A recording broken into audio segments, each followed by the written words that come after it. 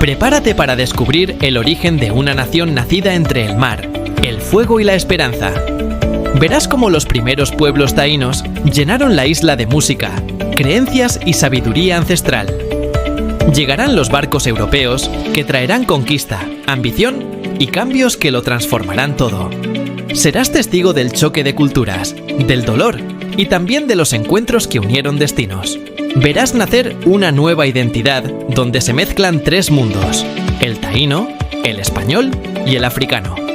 Surgirá un pueblo que aprendió a resistir, a reír y a bailar incluso en medio de la adversidad.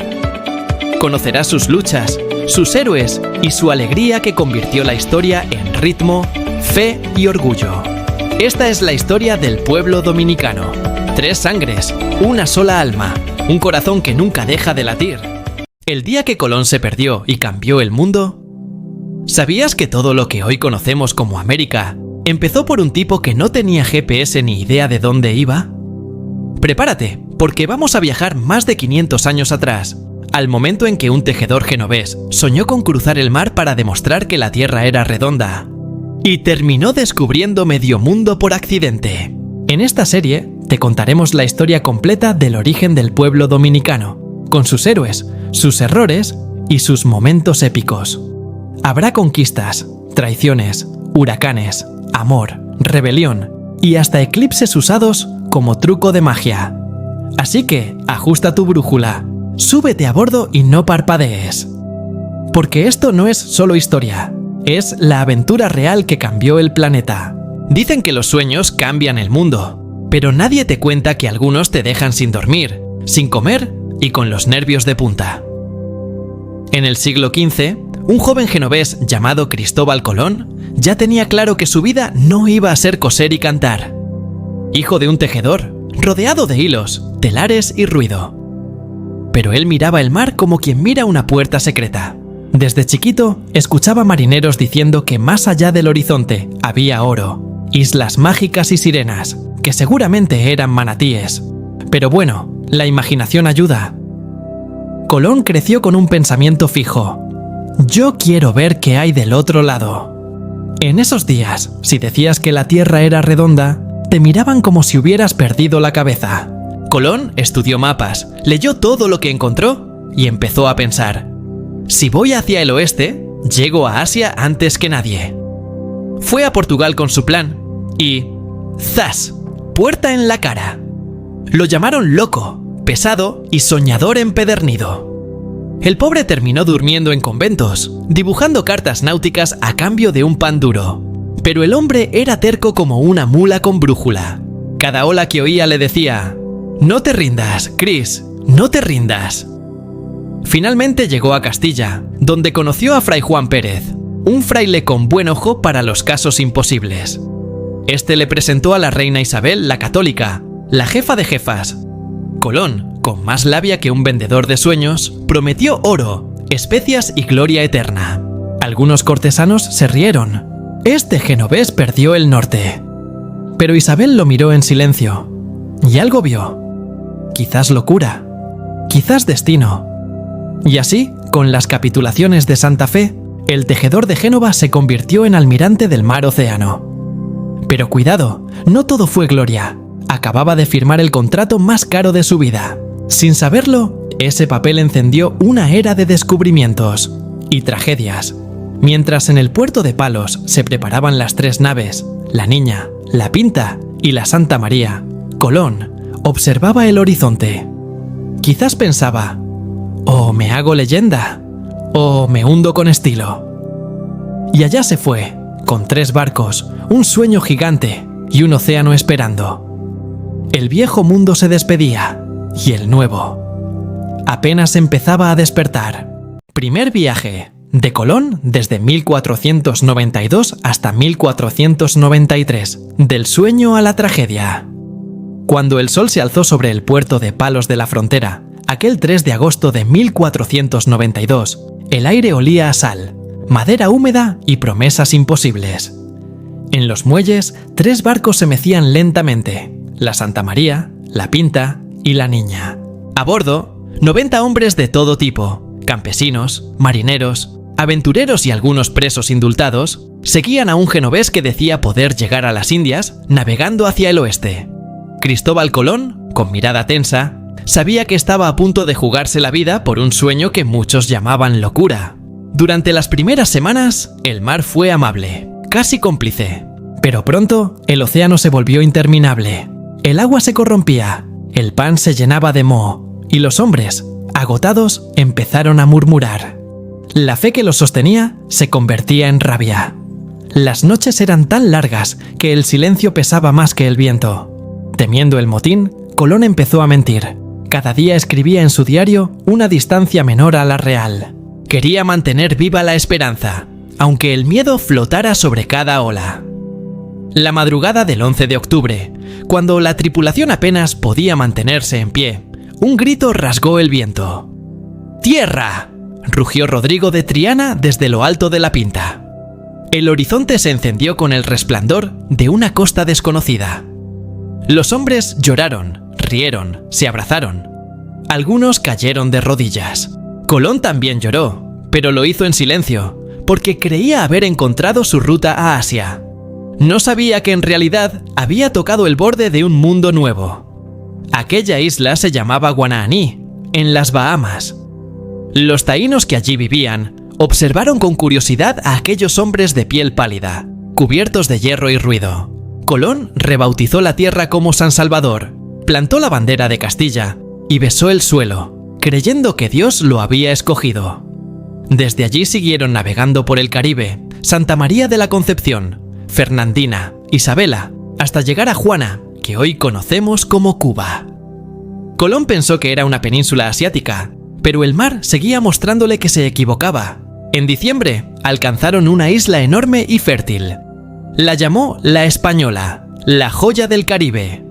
Allí, el cacique Guacanagarix, señor de la región norte, los recibió con hospitalidad.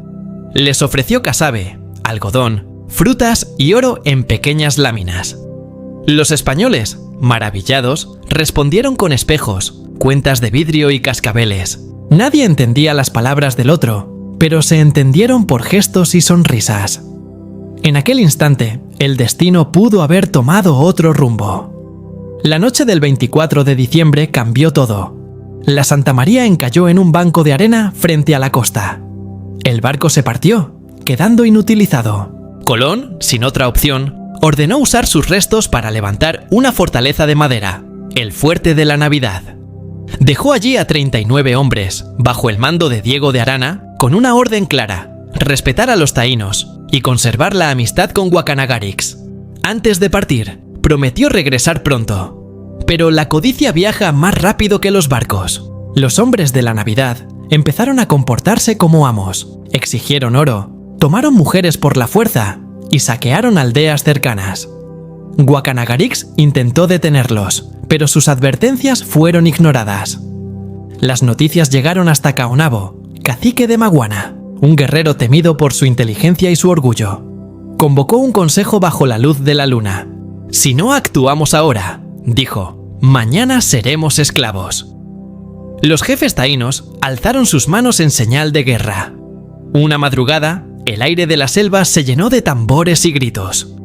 Miles de taínos, armados con lanzas de madera y piedras afiladas, rodearon el fuerte. Los españoles, medio dormidos, apenas alcanzaron a empuñar sus armas. El fuego devoró las chozas, las flechas llovían como estrellas encendidas. El humo cubrió el cielo, y cuando el sol apareció, ninguno de los 39 sobrevivía. Solo quedaron cenizas, hierro retorcido, y el silencio de una tierra que había recuperado su aliento. Cuando Colón regresó un año después, en noviembre de 1493, traía 17 barcos y más de 1.200 hombres. Esperaba hallar el oro prometido y a sus compañeros esperándolo en la orilla. En su lugar, encontró ruinas y muerte. Guacanagarix lloraba, intentando explicar que él había intentado protegerlos. Colón, con la mirada endurecida, no dijo palabra. Comprendió que el sueño que lo había traído hasta allí ya estaba manchado. Esa noche, mirando el mar, el navegante entendió que el mundo que acababa de descubrir no era el paraíso, sino el principio de una larga tragedia. El hombre que había partido buscando gloria regresaba con culpa. Y el océano, testigo mudo, seguía rugiendo como si advirtiera lo que estaba por venir. Colonización y caos. Segundo viaje de Colón. El 25 de septiembre de 1493, el puerto de Cádiz parecía un hormiguero con complejo de flota imperial. 17 barcos, 1.200 hombres y un Colón que ya se sentía mitad héroe, mitad gerente de empresa. Esta vez no zarpa a descubrir, sino a organizar. O mejor dicho, a mandar. Durante las primeras semanas, el Atlántico se porta bien. Hay canciones, vino y promesas de oro. Pero cuando divisan las Antillas, el aire huele menos a aventura y más a negocio. Colón toma posesión de islas como Guadalupe y Puerto Rico, mientras en su cabeza suena la música del éxito. Todo iba de maravilla, hasta que llegó la realidad, la española. Allí había dejado a 39 hombres en el fuerte de la Navidad. Esperaba recibirlos con abrazos y lingotes, pero lo que encuentra parece salida de una película de terror sin efectos especiales. Ruinas, huesos y silencio. Ni uno queda con vida. Guacanagarix llora, los españoles callan, y el sueño se convierte en pesadilla. Para borrar aquel desastre, Colón funda una ciudad nueva, La Isabela, en enero de 1494. Un lugar digno de Castilla. Si no fuera por el detalle de que el agua era salada, el suelo un pantano, y los mosquitos más organizados que su tripulación. En cuestión de semanas, la primera ciudad europea en América se transforma en la primera enfermería al aire libre. Los hombres se enferman, el pan se acaba y el oro no aparece. Algunos hierven cuero para comer. Otros juran que el casabe ya tiene sabor a resignación. Colón, sudando fiebre y orgullo, recibe mensajes de Castilla. Queremos oro, no excusas. Y él piensa, ¿oro? Sí, claro. Déjenme preguntarle al río si le queda algo. El oro se convierte en obsesión. Los colonos se adentran en las montañas. Los taínos, cansados de cargar sacos y soportar insultos, se niegan a seguir. Entonces llega lo inevitable. Abusos, castigos y la palabra amistad se borra del mapa. Las mujeres son tomadas por la fuerza. Los hombres encadenados. Los niños obligados a servir. El paraíso se convierte en un infierno con vistas al mar. Pero el recuerdo del cacique Caonabo aún respira en la selva. Desde las montañas de Maguana, planea venganza. En el valle del Cibao, otro cacique, Guarionex, ve morir a su pueblo de hambre y se une a la rebelión.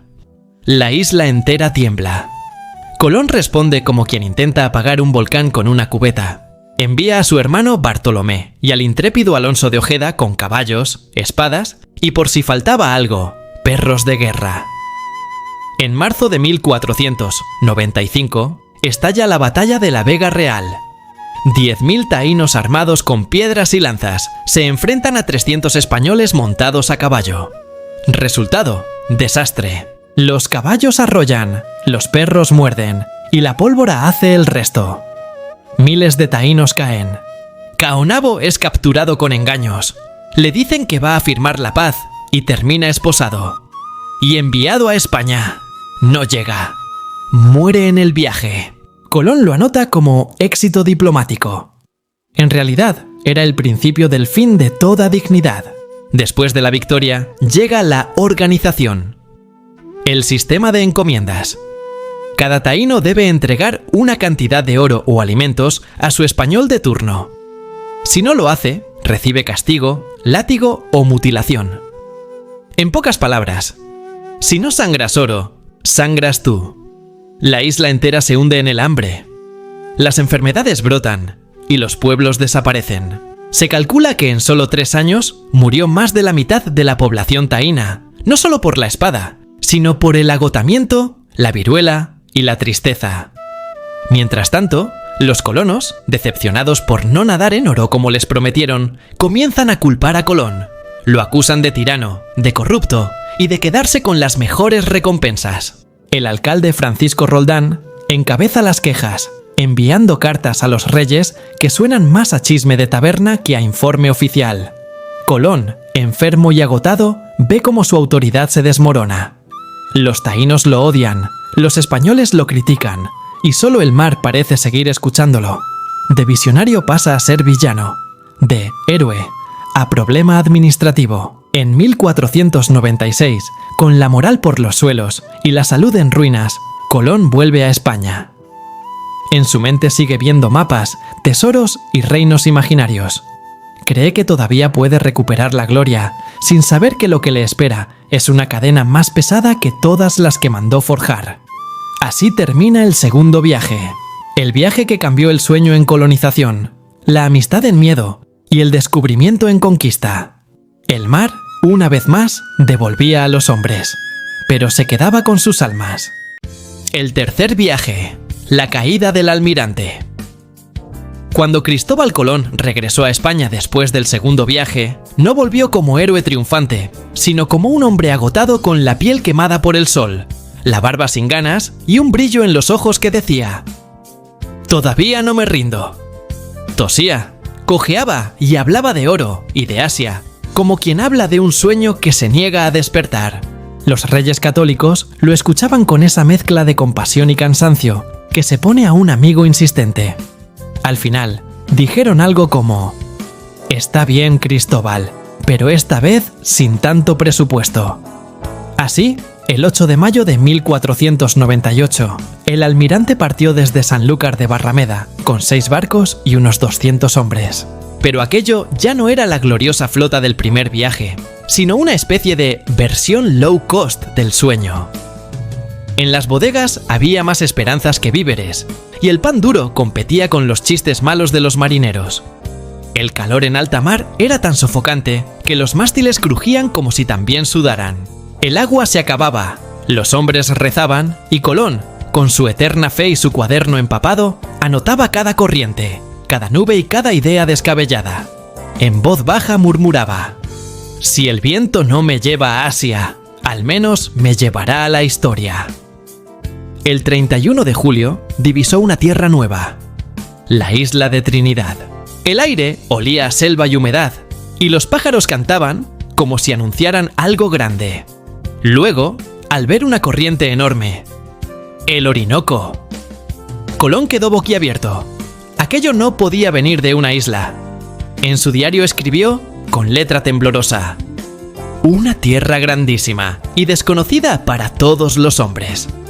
Sin saberlo, había visto por primera vez un continente, pero él seguía convencido de estar en los alrededores del paraíso terrenal.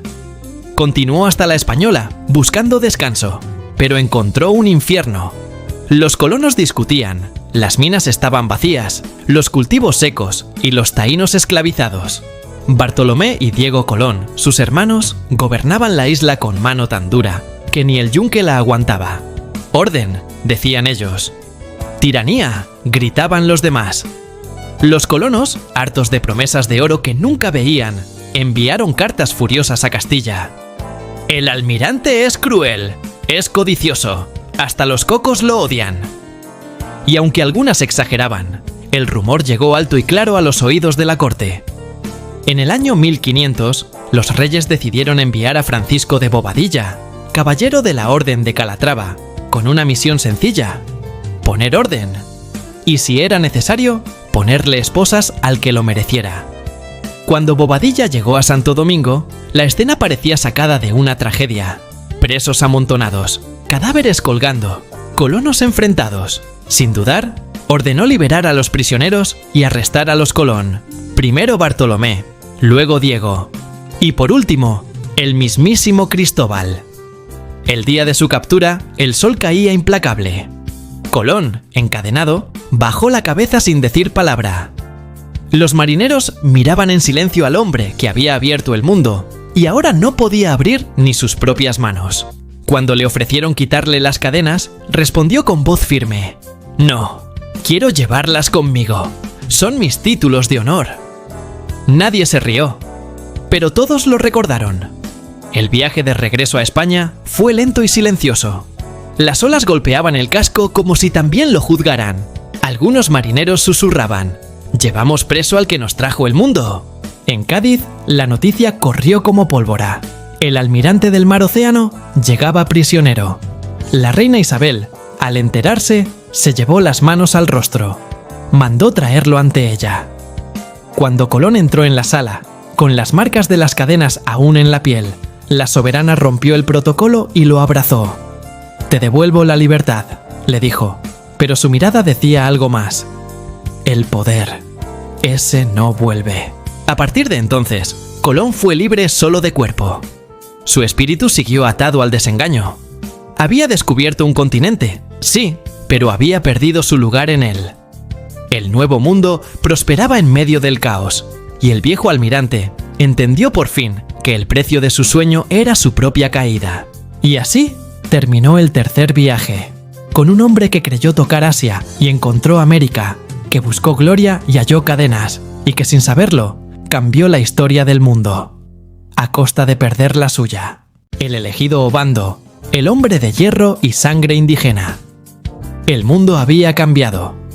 Colón, libre pero derrotado, escribía cartas que nadie leía y soñaba con mapas que ya nadie quería financiar. Mientras él se perdía entre recuerdos, los reyes católicos decidieron poner orden en las Indias. Y cuando un reino dice eso, casi siempre significa enviar a alguien con una espada más grande. El elegido fue Nicolás de Obando, caballero de la Orden de Alcántara, rostro de piedra y voz de misa. En febrero de 1502, Obando zarpó de Sevilla con la mayor flota que el Atlántico hubiera visto.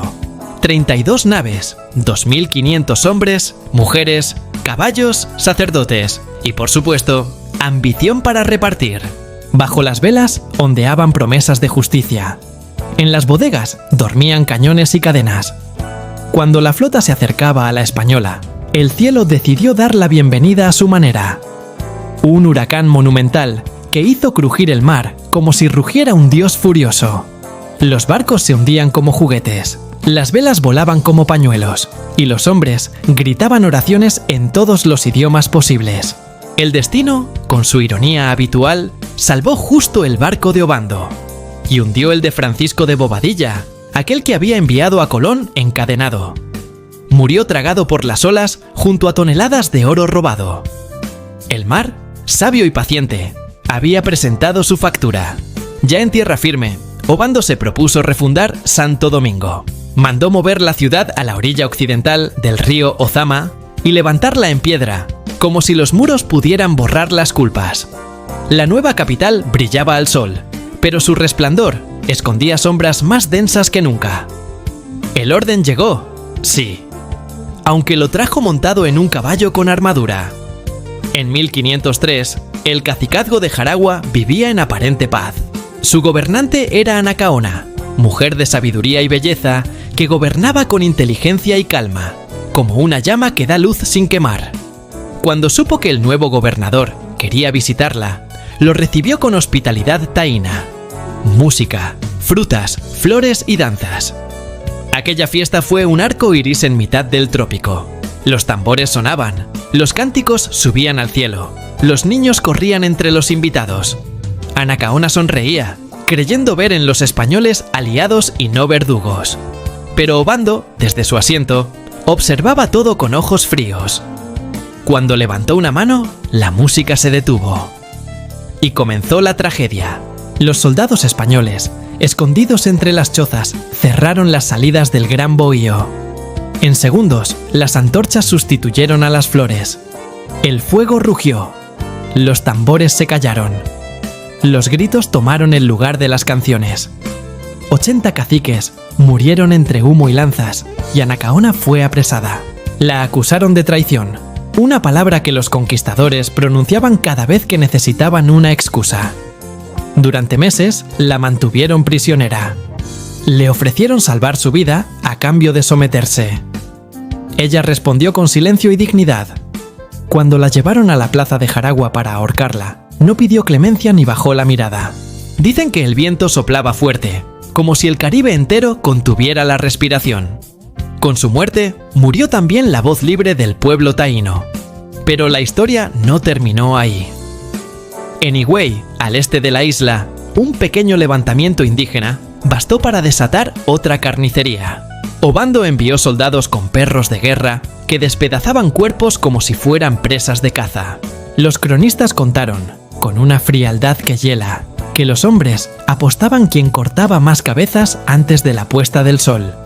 El suelo de Higüey se volvió rojo y el humo de los incendios se mezcló con el incienso de las misas. Mientras tanto, Obando implantó con calma burocrática el sistema de encomiendas. Decía ser un método cristiano de educación, pero en realidad era una maquinaria de esclavitud legalizada. Los taínos, agotados, morían en las minas buscando oro que nunca verían, o en los campos bajo el látigo de sus protectores. Los que enfermaban eran reemplazados como piezas. En menos de una década, más de 200.000 desaparecieron. Las enfermedades traídas de Europa, viruela, gripe, tifus, hicieron el resto. Los ríos se llenaron de cuerpos, las aldeas quedaron mudas y el aire olía a silencio. Obando gobernó hasta 1509, dejando tras de sí una isla cubierta de piedra, hierro y lamento. Para la corona, su misión fue un éxito. Orden y riqueza. Para la historia, fue el principio de una herida que aún supura. Y mientras las campanas de Santo Domingo repicaban por la nueva ciudad, el eco de las hogueras de Jaragua seguía flotando en el aire. En algún lugar del mar, Cristóbal Colón envejecía sin saber que el mundo que descubrió ya se cubría con sombras de hierro y de sangre. El ocaso de Colón, desde 1502 hasta 1504. Viejo, enfermo y perseguido por su propio mito, Cristóbal Colón regresó a la corte en 1502.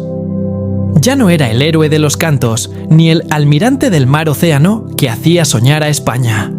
Era un hombre con la mirada gastada y las manos manchadas de tinta y decepción. Su cuerpo dolía, pero su orgullo seguía navegando. Frente a los reyes católicos, habló con voz temblorosa. «Dadme una última oportunidad. No busco oro, busco redención». Isabel lo miró con ternura, Fernando con sospecha, y entre suspiros de palacio, aceptaron, pero con una trampa dorada. Colón podía navegar, pero no gobernar. Nada de títulos, nada de mando, solo el mar y la soledad. El 11 de mayo de 1502 partió de Cádiz con 4 carabelas, la Capitana, la Gallega, la Vizcaína y la Santiago de Palos. En total, 150 hombres. Y ninguna certeza.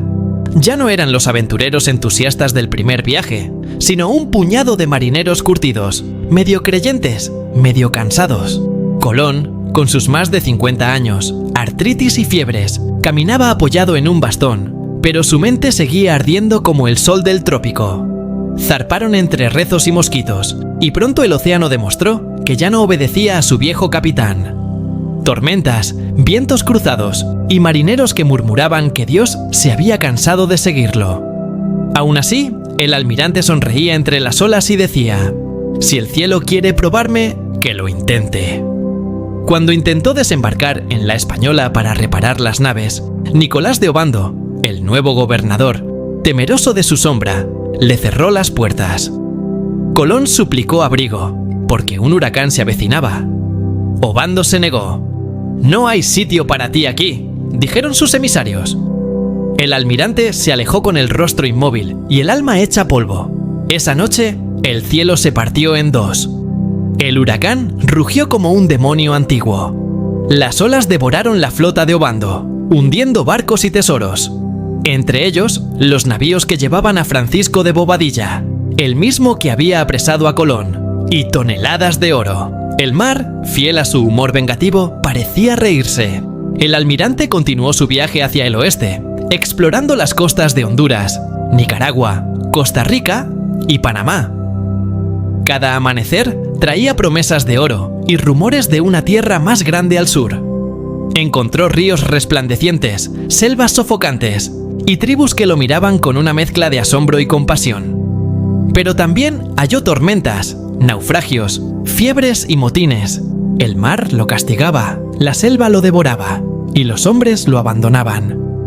La madera de las carabelas se pudría, los clavos se soltaban y la comida, bueno, la comida ya solo era un recuerdo. Colón escribía en su diario con tinta mezclada con lágrimas y sal: «Estoy rodeado de traidores y de mosquitos, y no sé cuál pica peor. En junio de 1503, 2 de sus barcos encallaron en la costa norte de Jamaica. Aislados, construyeron chozas con los restos de las naves y esperaron auxilio. Diego Méndez y Bartolomé, sus hombres más valientes, se ofrecieron a cruzar el mar en canoa para pedir ayuda a Obando. 700 kilómetros de agua abierta. Una locura. Pero partieron. Y Colón, al verlos alejarse, dijo: «A veces, la esperanza se monta en un pedazo de madera y rema». Los meses pasaron. Ninguna vela apareció en el horizonte.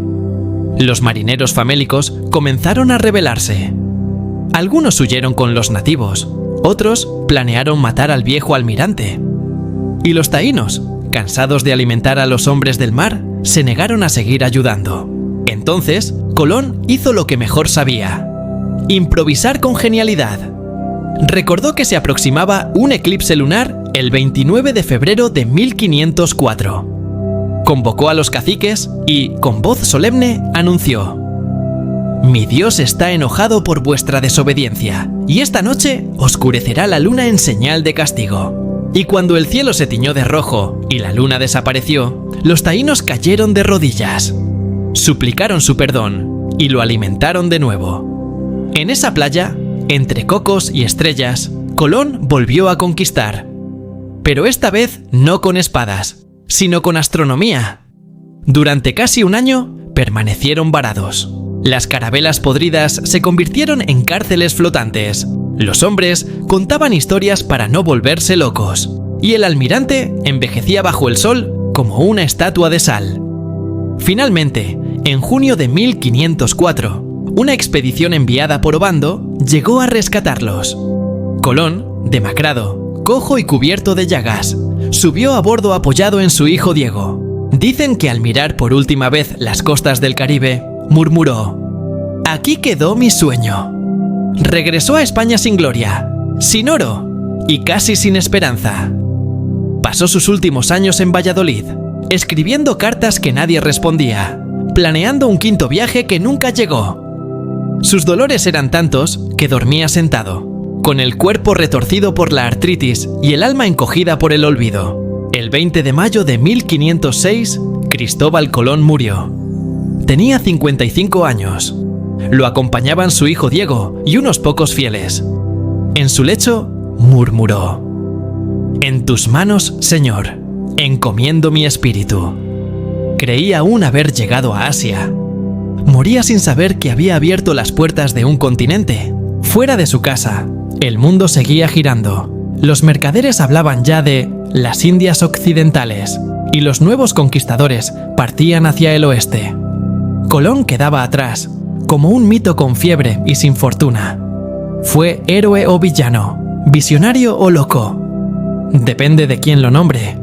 Pero bajo la misma luna que un día oscureció en Jamaica, su nombre sigue navegando, eterno, entre la gloria y la culpa. Bartolomé de las Casas, la voz de la conciencia.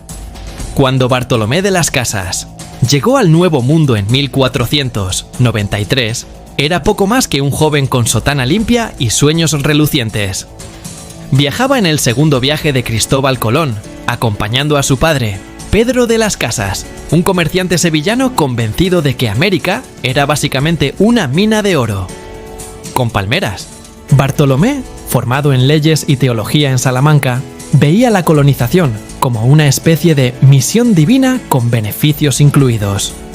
Pensaba que Dios y el rey iban de la mano y que ambos pagaban bien. Pero el paraíso pronto mostró su factura. En 1502, cuando Nicolás de Obando llegó con su flota de lujo, Bartolomé se estableció en la Española. Le dieron una encomienda, es decir, un grupo de indígenas para trabajar sus tierras. En ese momento lo tomó como un honor. No sabía que era en realidad una cadena dorada. Durante meses vio cómo las minas se tragaban hombres, las aldeas ardían y las campanas de misa sonaban al mismo ritmo que los látigos. En Jaragua y en Higüey presenció el infierno con uniforme español, perros cazando personas, sacerdotes bendiciendo espadas, mujeres huyendo con niños que no llegarían lejos. Y por primera vez, su fe se resquebrajó. Por las noches no podía dormir. tenía más pesadillas que rezos. ¿Cómo podía servir a Dios viendo tanto horror? En 1510, los dominicos lanzaron desde el púlpito el sermón más explosivo del siglo. ¿Con qué derecho esclavizan a estos hombres? ¿Acaso no tienen alma? El público se quedó helado. Bartolomé también. Esa homilía le estalló en el pecho como un cañonazo moral. 4 años después, en 1514, renunció públicamente a su encomienda. Reunió a sus indígenas, los miró a los ojos y los liberó. Fue el primer colono en hacerlo. Sus colegas lo miraron como si hubiera perdido la cabeza. Él respondió: «No la he perdido, la he usado». Dejó atrás tierras, oro y amistades influyentes, esas que sonríen mientras cuentan tus monedas. Y se dedicó a defender a los pueblos originarios, convirtiéndose en el hombre más incómodo del Caribe. Viajó a España, habló ante la corte y ante el mismísimo rey Fernando el Católico, denunciando abusos con tanto fervor que hasta las estatuas querían taparse los oídos. Lo llamaron traidor, exagerado, aguafiestas del imperio. Pero Bartolomé no se callaba ni debajo del agua. En 1522 ingresó en la Orden de Santo Domingo y su voz se hizo aún más temible. Ahora hablaba con la autoridad de un fraile y la precisión de un abogado. Escribía, predicaba, discutía, y cada sermón suyo era un terremoto teológico. En 1552 publicó su obra más famosa, Brevísima relación de la destrucción de las Indias. Un título corto para una lista infinita de horrores. Describió torturas, violaciones, masacres, esclavitud y pueblos enteros borrados del mapa. Los grabados que acompañaban el libro mostraban cuerpos mutilados y hogueras humanas. Europa entera se quedó sin aliento. Algunos se indignaron. Otros preguntaron si había versión ilustrada. Ante el emperador Carlos V, Bartolomé no habló de venganza, sino de justicia. Propuso prohibir la esclavitud indígena y sustituirla por trabajo libre y evangelización pacífica. Gracias a su empeño, se promulgaron las leyes de Burgos en 1512 y las leyes nuevas en 1542, las primeras que reconocían derechos a los nativos. Claro, en América pocos las cumplieron. Los encomenderos las doblaban como servilletas y seguían a lo suyo. Bartolomé ganó moralmente, pero perdió popularidad. Aún así, siguió. Recorrió medio mundo, escribió sin parar, predicó hasta quedarse sin voz. Murió en Madrid en 1566, con 82 años, casi ciego y completamente terco. Lo llamaron el apóstol de los indios, aunque algunos preferían el fraile que no dejaba comer en paz a los conquistadores. Quiso salvar un mundo que ya sangraba demasiado. No lo logró del todo, pero logró algo aún más poderoso: que la historia tuviera conciencia. Su voz no detuvo las guerras, pero cambió para siempre la forma en que el mundo las recordaría. Porque frente al hierro y la sangre de Obando, Bartolomé de las Casas fue la voz que no se vendió, y que habló más fuerte que todos los cañones. Enriquillo libertador de su raza, desde 1519 hasta 1533. Dicen que cuando la historia parecía enterrada bajo el polvo de las minas y el sudor de los esclavos, nació un muchacho con mirada de: «Yo no vine a servirle café a nadie». Su nombre: Enriquillo, nieto de los legendarios Caonabo y Anacaona, o sea, sangre de reyes y rebeldes, con genética 100% incompatible con el colonialismo. Huérfano tras las matanzas de Jaragua, fue criado por frailes dominicos, que le enseñaron a leer, escribir y a santiguarse antes de comer. Lo cual no evitó que terminara rodeado de conquistadores, con menos misericordia que un mosquito con hambre. Enriquillo creció convencido de que la justicia española era como el arroz con habichuelas, para todos, hasta que la probó y descubrió que a los suyos ni los invitaban al plato. Vivía felizmente casado con Mencía, taína de noble linaje, hasta que apareció Valenzuela, un encomendero con barriga de poder y cerebro de uva pasa. Abusó de Mencía delante de él. Enriquillo, todavía creyendo en la ley, fue a los tribunales. Entró con esperanza y salió con sarcasmo. Los jueces se rieron, los soldados se burlaron y uno hasta bostezó. Fue entonces cuando pensó: si la justicia tiene ojos vendados, será porque no quiere verme. Humillado pero digno, se internó en las montañas del Bauruco.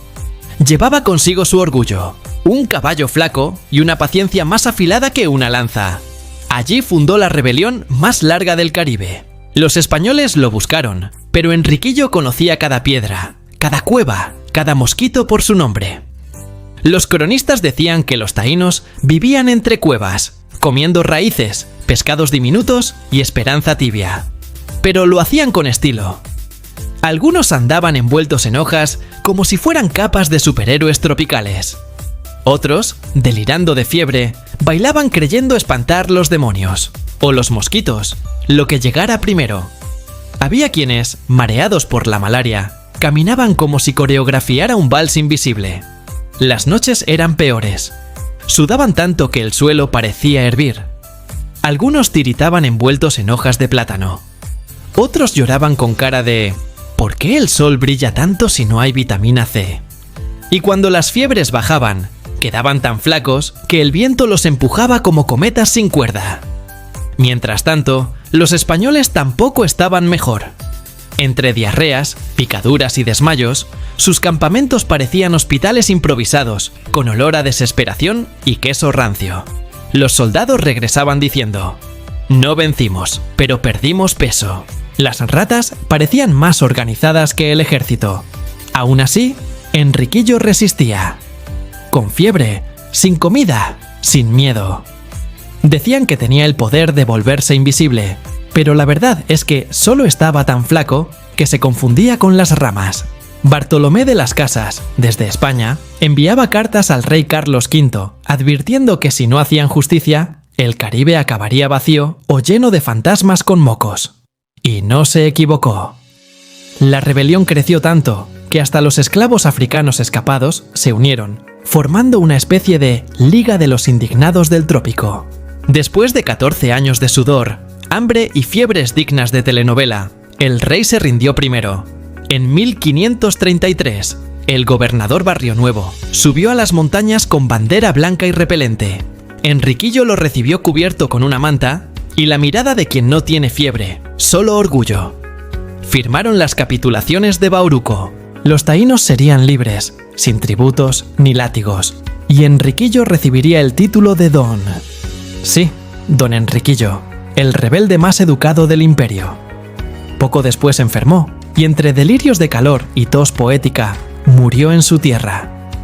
Algunos decían que sonreía, como si pensara: al menos me morí sin pagar impuestos. Su esposa Mencía sobrevivió, símbolo silencioso de resistencia. Los suyos contaron su historia de generación en generación, añadiendo detalles cada vez más sabrosos, que Enriquillo gritaba tanto que los volcanes temblaban, que sus lágrimas curaban picaduras, o que su caballo comía miedo.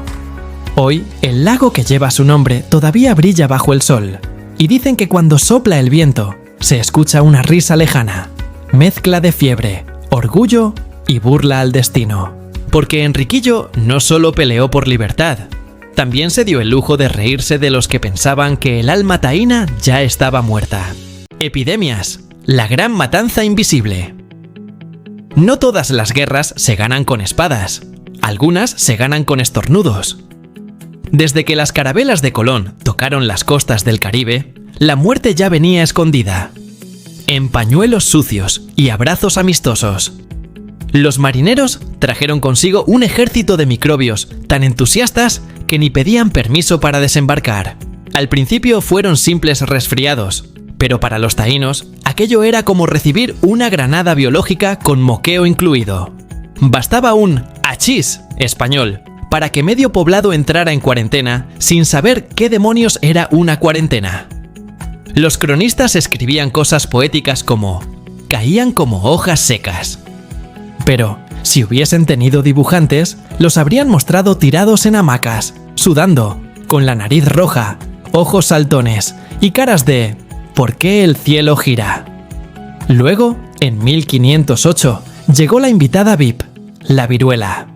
Ampollas, fiebre y la moda del momento caminar tambaleante, mientras se quejaban como si estuvieran cantando un bolero triste. Algunos se miraban al espejo de agua y decían: «¡Por los dioses! ¡Parezco una papaya hervida!». Las madres abrazaban a sus hijos cubiertos de llagas. Otros lloraban con cara de emoji derretido, mientras los ríos se llenaban de cuerpos que parecían flotar haciendo coreografía de dolor. Los españoles también caían, pero resistían mejor. Decían: «Solo es una fiebrecita», mientras tosen sobre todo el continente. Era el primer caso documentado de «no pasa nada, es solo una alergia» de la historia. Después llegó el sarampión. Al principio parecía leve. Un poco de tos, unas manchas. Pero en 2 días, las aldeas parecían carnavales de lunares rojos. Niños llorando, madres con cara de «me quiero reiniciar», ancianos delirando que el cielo tenía wifi de los dioses. Y por si faltaba algo, llegó el tifus con su desfile de piojos. Los taínos se rascaban tanto que parecían bailar merengue involuntario. Los españoles, con armaduras y todo, se rascaban el casco y decían: «Esto sí que no lo entrenaron en Sevilla». Después vino la varicela, porque al parecer la historia no conocía la palabra suficiente. Las pieles parecían mapas en relieve. Los enfermos se abanican con hojas de palma y miran al cielo con cara de «Señor, si me vas a llevar, al menos avisa con un cartel». Y como remate, la tosferina, una orquesta sin música, solo gente tosiendo al compás.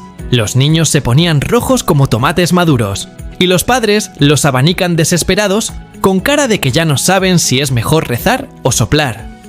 En menos de 60 años, el Caribe perdió más del 90% de su población. Los frailes decían que el aire estaba lleno de almas subiendo al cielo. Otros bromeaban, con humor triste, que hasta los mosquitos tosían.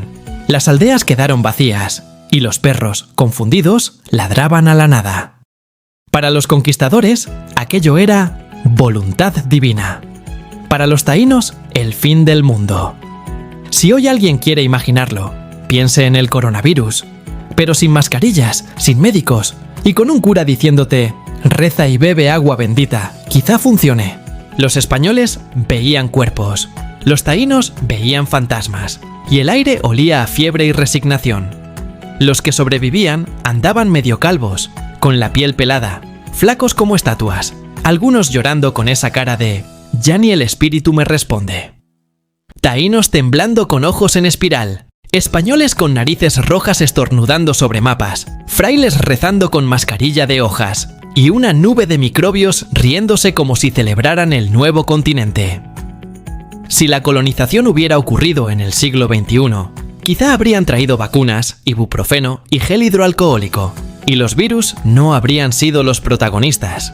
Pero no, en aquel entonces, el enemigo venía gratis, sin prospecto y sin cura. Las epidemias fueron la espada más silenciosa de la conquista, y cuando el viento soplaba sobre las ruinas, parecía llevar un susurro invisible, mitad lamento, mitad sarcasmo.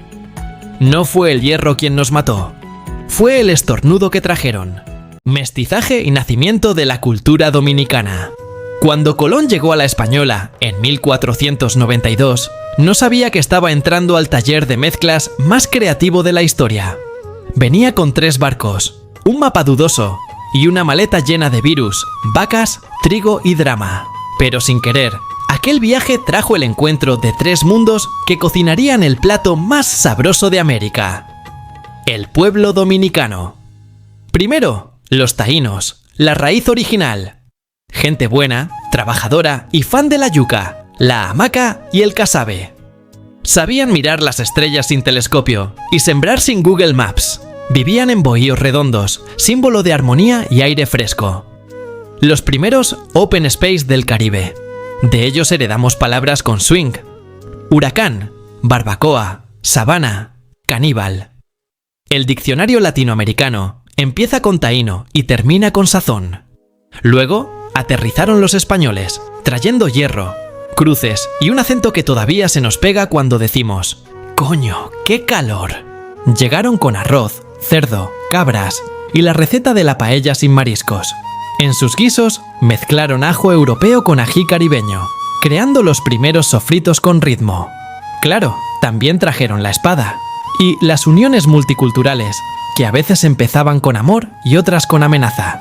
De esas mezclas nacieron los primeros mestizos, niños de piel cobriza y mirada profunda. Los primeros dominicanos, mitad Caribe, mitad historia. Y cuando el escenario ya estaba encendido, llegó el tercer acto. Los africanos esclavizados. Traídos a la fuerza, pero con el alma llena de música. Trajeron el plátano, bendito sea. El ñame, la caña de azúcar y el ritmo en la sangre. En medio del dolor, dieron al Caribe su energía, su tambor y su resistencia. Sin ellos, hoy no habría ni merengue ni mangú, y el Caribe bailaría en silencio. Así, entre tres raíces, taína, española y africana, nació el ADN del pueblo dominicano. En los campos, el taíno enseñaba a sembrar, el africano marcaba el ritmo, y el español enseñaba a decir «ole» cuando se lograba la cosecha. Era el primer reality multicultural del planeta. Sobrevivientes del trópico, edición 1500. La cocina fue el espejo de esa mezcla divina. Del casabe taíno, el sofrito español y el sazón africano, nació el sancocho, un guiso tan poderoso que puede arreglar peleas familiares y resacas. Del plátano africano nació el mangú, alimento humilde, democrático y casi religioso. Quien no ha desayunado mangú no ha vivido.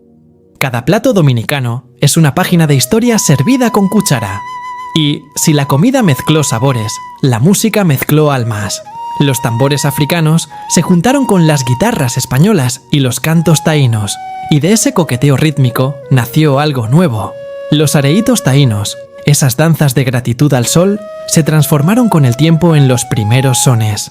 Luego, en los campos del siglo XIX, nació el merengue, ese baile que es cardio, conquista y terapia en un solo paso. Más tarde, la bachata, hija de la tristeza y el amor del pueblo, convirtió los corazones rotos en himnos bailables. Tambores retumbando, guitarras vibrando, un taíno marcando el paso con maracas, un africano sonriendo con ritmo en las venas, y un español con bigote intentando seguir el compás sin perder el sombrero. Todo eso, bajo un sol que suena a Juan Luis Guerra en modo ancestral. Hoy, en el año 2025, el mestizaje sigue vivo y con Wi-Fi. En Nueva York, Madrid o París, los restaurantes dominicanos huelen a historia con sazón. Cada plato dice, somos mezcla, somos fuego, somos alegría.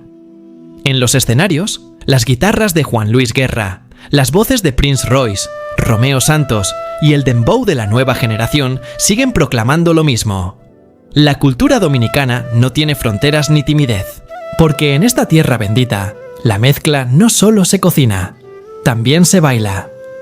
En cada bocado de mangú, en cada paso de merengue, en cada carcajada que cruza el Caribe, viven las tres sangres que hicieron un milagro mestizo. La República Dominicana es el resultado de siglos de lágrimas y sabor, de golpes y guitarras, de hierro y tambor. Un país que convirtió las cicatrices en ritmo, el llanto en canción y la historia en orgullo. Entre el tambor africano, la guitarra española y el alma taína, el pueblo dominicano se levantó como un milagro que sonríe al sol. Y sigue regalándole al mundo su alegría con sabor a plátano, sudor y swing. Y así es el dominicano hoy. Es herencia, orgullo y paraíso. 5 siglos después de la llegada de Colón, la historia ya no sangra. Florece. Lo que un día fue conquista y dolor, hoy brilla como una sinfonía de vida. La República Dominicana. Esa isla que conoció el hierro, la cruz y el tambor. Vibra ahora como un corazón caribeño que no se detiene. El dominicano moderno es una obra maestra de la historia. Un mosaico de 3 almas que aprendieron a bailar juntas. La resistencia taína, el espíritu español y la fuerza africana. Esa triple herencia no se diluyó, se mezcló con ritmo y orgullo, hasta crear algo único. Un pueblo que sonríe incluso cuando el cielo truena, que convierte la tormenta en canción y el cansancio en chiste. Su idioma, el español, ya no suena como el de Castilla. Suena como una guitarra templada al sol. Tiene ritmo, cadencia y picardía. En cada frase hay melodía. Donde un castellano diría ¡Hola! Un dominicano dice: ¿qué lo qué? Y el aire vibra distinto. Entre sus palabras sobreviven tesoros taínos como hamaca, huracán, barbacoa, guayaba, yuca y canoa. Es un idioma que no solo se habla, se baila. La fe dominicana también tiene su propio sabor. Es católica, sí, pero con tambor y alma. En las procesiones, las abuelas caminan con velas y rosarios, mientras los jóvenes acompañan con tambores y palmas. Las calles se llenan de olor a incienso y a empanadas, de oraciones que suenan a merengue y de promesas que se cumplen bailando. Para el dominicano, rezar sin ritmo es pecado venial. En la mesa dominicana habita toda la historia del mundo. Del taíno heredó la yuca y el casabe, del español el cerdo y el arroz, del africano el plátano, el guiso y la caña. Y de su propia imaginación, la mezcla perfecta. El mangú se sienta al lado del sancocho como dos viejos amigos. El arroz con habichuelas se abraza con el pescado frito y los tostones, mientras los jugos de chinola, tamarindo y mango pintan el vaso de colores. Comer en Dominicana no es alimentarse, es rendirle culto a la alegría. Y si la comida alimenta el cuerpo, la música alimenta el alma. El merengue corre por las venas como corriente eléctrica.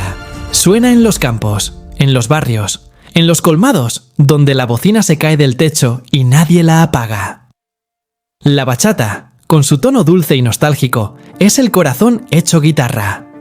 Entre acordes y lamentos, el dominicano aprendió que hasta el desamor se puede bailar.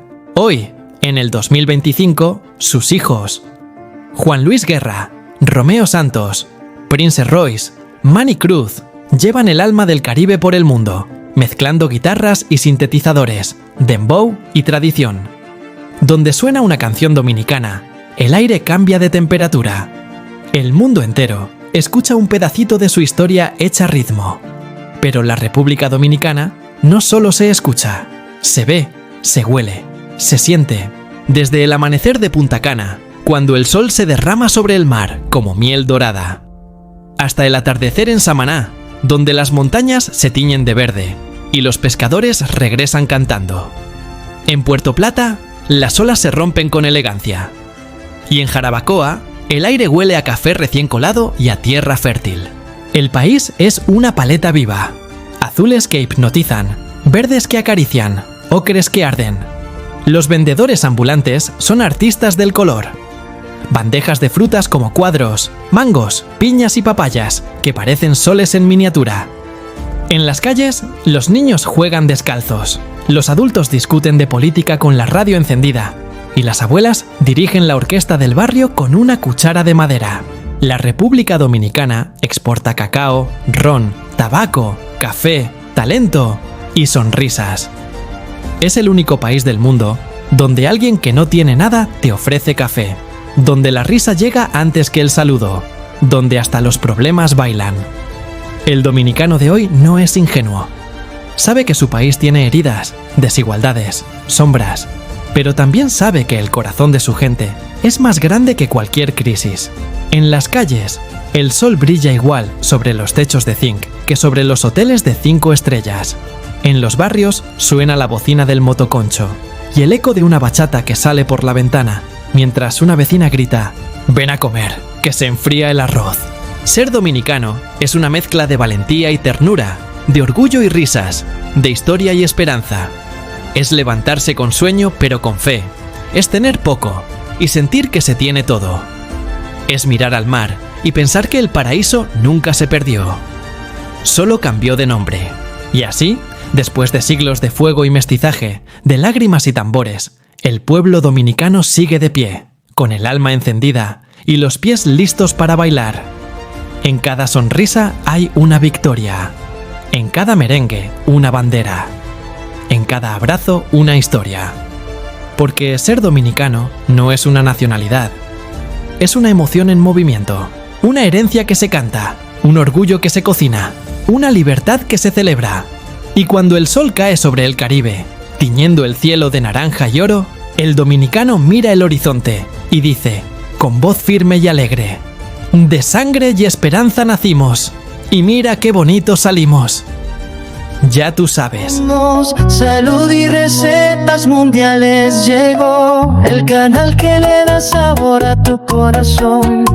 Si no te suscribes, pierdes la emoción, pierdes el color, pierdes la sazón. Subida con huida y coro pegajoso. Sabor, sabor, suscríbete ya. Salud y recetas mundiales te lo da con cada receta, con cada